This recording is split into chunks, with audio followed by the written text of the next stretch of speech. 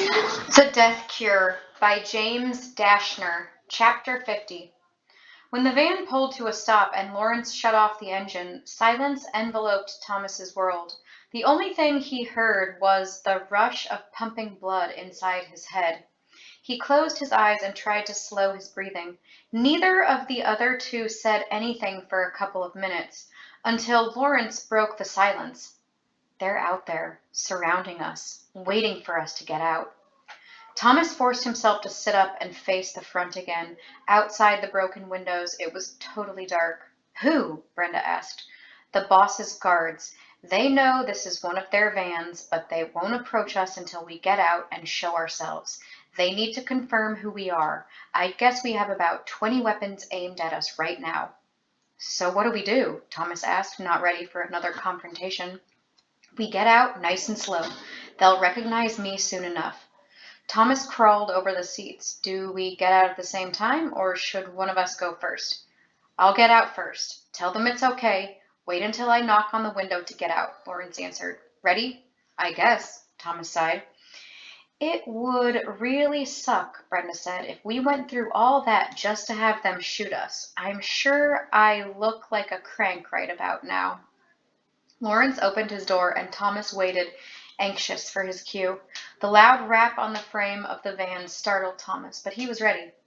Brenda eased her door open slowly and stepped out. Thomas followed her, straining to see in the darkness, but the room was pitch black. A loud click sounded, and the place was instantly flooded with bright white light. Thomas threw his hands up and squeezed his eyes shut, then, shielding himself, squinted to see what was going on. A huge spotlight mounted on a tripod was pointed directly at them. He could just make out the silhouettes of two figures on either side of it. Scanning the rest of the room, he saw that there were at least a dozen people, all holding various types of weapons, just as Lawrence had said there would be. "Lawrence, is that you?" a man called out, his voice echoing against concrete walls. It was impossible to tell which person had spoken. "Yeah, it's me." "What happened to our van? And who are these people? Tell me you didn't bring infecteds in here." "We got jumped by a huge group of cranks down the alleyways, and these guys are munis. They forced me to bring them to you. They want to see the boss." "Why?" the man asked. "They said—" The man cut Lawrence off. "No, I want to hear it from them. State your names, why you forced our man to come here and destroy one of the few vehicles we have left, and it better be a good reason." Thomas and Brenda exchanged a look to see who should talk, and Brenda nodded to him.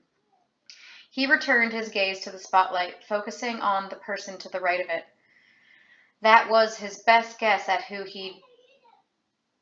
been doing the talking. "My name is Thomas. This is Brenda. We know Gally. We were with him at Wicked, and he told us about the right arm and what you guys are doing a few days ago. We were on board to help, but not like this. We just want to know what you're planning, why you're kidnapping immune people and locking them up. I thought that was Wicked kind of stuff." Thomas didn't know what he'd expected, but the guy started to chuckle. "I think I'll let you see the boss, just so you get the damn idea out of your head that we'd ever do anything like Wicked." Thomas shrugged. "Fine, let us see your boss." The man seemed sincere in his disgust with Wicked, but it still didn't make sense why they'd taken all those people. "You'd better not be blowing things out your butt, kid," the guy said. "Lawrence, bring them in. Somebody else, check the van for weapons."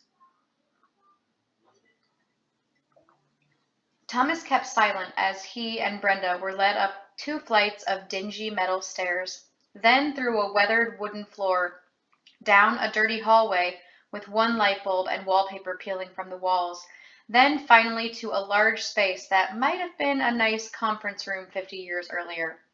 Now all it held was a big, scarred table with plastic chairs scattered haphazardly around the room. 2 people sat at the far side of the table. Thomas noticed Gally first, on the right. He looked tired and disheveled, but he managed a slight nod and a smile. Nothing more than an unfortunate wrinkle in the mess that was his face.